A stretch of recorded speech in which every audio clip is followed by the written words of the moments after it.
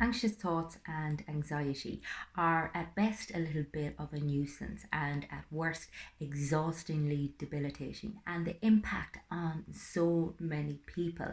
And we tend to assume that we can think ourselves out of anxiety, that if we just change our thoughts, that somehow life will look a lot rosier. And if it was that easy, we'd all have done it a long time ago. We tend to put a lot of emphasis on the intellectual side of things, and we forget that so much of our anxiety is as a result of our emotional triggers, our emotional responses to stimuli. And it's about recognizing that, first of all, we need to bring it back down to the root source as opposed to trying to tackling the low hanging fruit, which is the thoughts, And that's not saying that tackling the thoughts isn't a big part of the puzzle. However, it's not the only part, and you cannot ignore the emotional side of things. And a lot of people don't even have the capacity to recognize what they're feeling at any given time because, again, we haven't been equipped with the skills. Now, thankfully, things are changing a little bit, but a lot of people aren't all that aware of their emotional experiences, and they tend to think that they think them as opposed to feeling them. And it's learning to bring yourself back down into your body. And this can be done using a technique such as a body scan, which is great for identifying what it is that you're feeling where at any given moment. And as with any of these techniques, I do recommend that you practice them when you're in a fairly calm state, because if you try to apply them for the first time when you're in the state of panic or anxiety, you're just going to find that you're too much in a tiz to actually put them into place, and consequently you'll just get fed up and be convinced that they don't work for you and just throw them aside, and just assume that you're just a person that cannot be helped by this particular technique. However, they take practice, they take commitment, they take adherence, and they take a hell of a lot of frustration initially, particularly if you're not accustomed to being in your body, which a lot of us, particularly anyone who has experienced trauma or a rough past, they will have possibly cut themselves off from their bodily experience as a way of coping with really intense, strong negative emotions. Now, I use the word negative, I don't mean it in a bad way, I just mean that's the word that's most commonly used to describe feelings that feel that little bit more visceral and intense, such as sadness, such as anger, such as rejection and fear. So it's about being able to bring yourself into your body, identify exactly what it is that you're feeling, and honor that, process it. I mean, ultimately, any of those bodily sensations, they may not feel all that great, but they can't actually harm you. And then using deep breathing techniques, try to bring yourself back to homeostasis. Breathe the calmness into the body part where you're feeling the tension.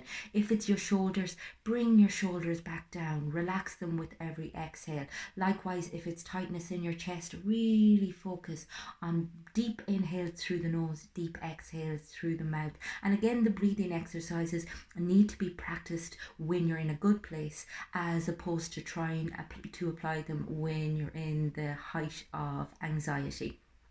You then start looking at the thought process. And what I recommend doing, first of all, is clarifying exactly what it is that you're feeling anxious about. Because when we're in a state of anxiety, believe it or not, it's actually quite vague. We don't really pinpoint what the most distressing thought is. We just know that we feel anxious, and yet we're not fully in touch with how we feel either. So basically, we think we know what's happening, but the reality is we're completely detached from our experience.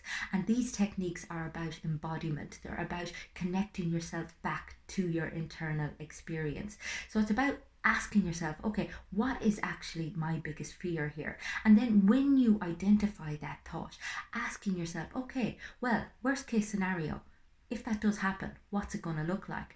And oftentimes, when we look at the worst case scenario, it's actually not half as bad as the continuous loop of assuming that if we continue to worry about something, we can control this outcome or we can prevent it happening. Whereas if we're just like, okay, my boyfriend leaves me, or, I lose my job, then if you can say, okay, do you know what? If I lose my job, I lose my job. I'm still going to be alive. I'm still going to be here. There's possibly going to be other jobs available. I'll possibly be able to get some support.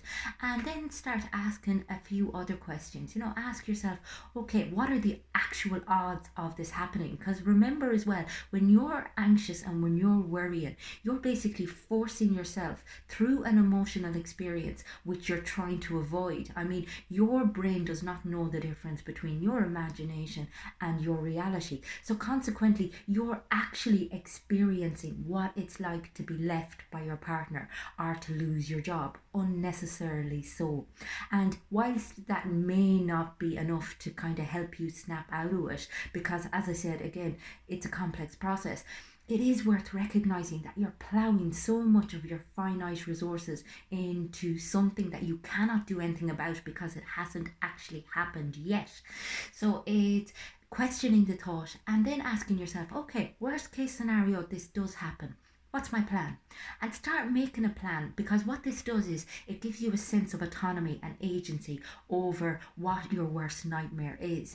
And the more you see how realistically you will be able to cope, and you will have some sort of strategy in place or some sort of contingency plan in place to help you get started on the road out, well, then you're going to feel a lot more in control and a lot better. And I think I'm in two minds about control. I mean, obviously, none of us are really in control, and yet we need to feel a certain level of agency, and we need to feel like we have something that we can assert a certain amount of leverage over. And I think it's recognizing the difference between what we can control and what we can't. And by making that plan, even if it's just something as simple as, well, I can update my CV and I can get in touch with a few recruitment agencies, just that in itself takes some of the fear element out of it and that feeling of not having any agency whatsoever. And again, as often as possible, practicing the breathing, practicing the body scan. And then, as I said, looking at where you can make or put action into place as of now, because again, we tend to be in a very helpless position when we're anxious. We tend to assume that there's no hope, and it's about giving yourself a bit of hope. So for example, when it comes to your job, is there a reason that you feel you might lose your job? Is it something to do with your performance? Is there something that you can do in this very moment that could counteract the possibility of you losing your job? Or indeed, could you preempt that you're going to lose your job and go ahead and update your CV anyway, rather than waiting until you need to put your contingency plan in place? And again, it's all about putting action in place when you don't feel like doing anything, because again, we sometimes think that we have to be in the mood to act, or we have to be in the right place to do it, and sometimes we just have to override our thoughts, because they can be our worst enemy. I mean, we have an internal critic, it's there for a reason, but sometimes it works against us. And we also have all of these coping mechanisms and defenses that are designed to keep us safe, and that at one time did.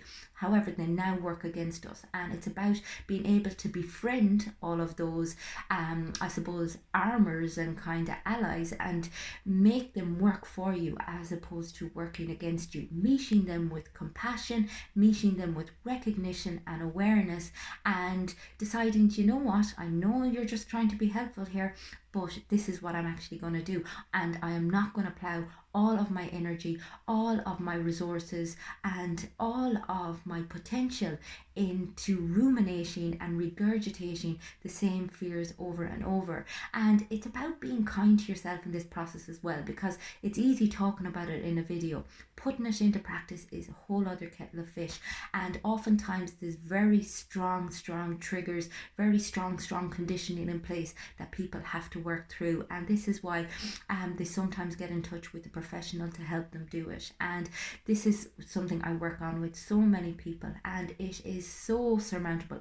It is something that you can get through with the right amount of discipline and commitment, and humility, acknowledging that you need a bit of help with it, and I suppose pure hope for the future without anxiety, because again, it doesn't have to be a life sentence. I mean, there is a life of awareness, acceptance, peace of mind out there for everybody. It's just a case of getting the tools that you require to get you there.